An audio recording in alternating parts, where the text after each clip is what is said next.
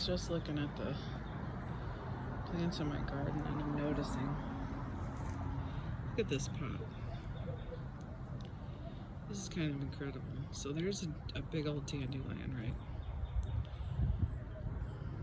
These are lamb's quarters growing here. And see this leaf that looks different than the others? That's cilantro. Now, I didn't plant this. There's sorrel in there too. There's right there, you can see the sorrel in there. So, in this one pot, right?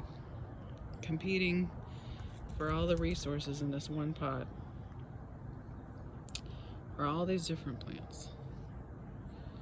Sorrel, lamb's quarters, cilantro, and a dandelion. Now,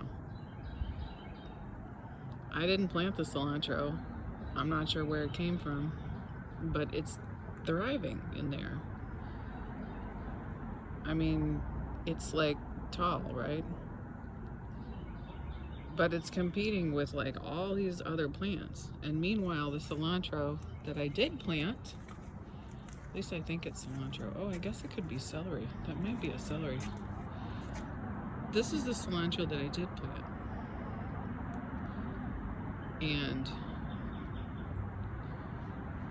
no, I think that was cilantro. And like, it's still short, and it's growing, and I planted some here in the grow bag. It's growing, but like, this cilantro is competing with nothing, and it's growing a lot slower. So that's interesting to notice, that everything in the pot that's like competing for all the resources seems to be like growing like crazy. Because I was thinking, oh gosh, there's too much stuff in this pot. Like, I should take something out. I didn't plant any of it that's in there. It all planted itself.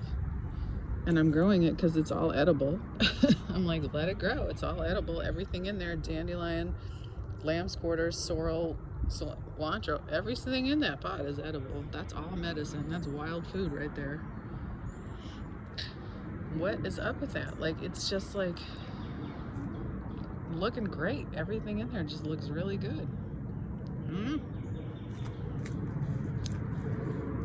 Maybe I should put more things in the other pots and make them compete with each other. Although, look at my basil. Ooh, that's looking good. The purple opal basil is so freaking pretty, man. And my momola basil. And I've been picking it. Basil, herbs in general, I notice in wild foods, they want you to pick them. They do better when you pick them. Like, they will just keep coming back and growing back if you keep picking them. These chives, I keep picking them. I keep eating them. They keep growing. Thyme, I keep picking it. Look, it's bushier than it was when I started picking it. The oregano just isn't. If you want to feel good about yourself as a gardener, grow oregano, because I'm telling you, it just, if you just put it outside in a pot, it's friggin' happy. You don't even really have to do anything. It'll just go crazy. This will be so full by the end of the season. And I'm like, I pick it and I dry it. I don't want it to think I'm ungrateful. I am grateful. It's incredible. But I have oregano all year out of this plant. It's incredible.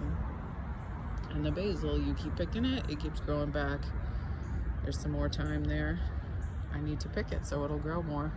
That dandelion, I've been picking that like crazy. I keep picking it and juicing it, and then I come out 2 days later and it looks like that again. It's just incredible. It's just incredible.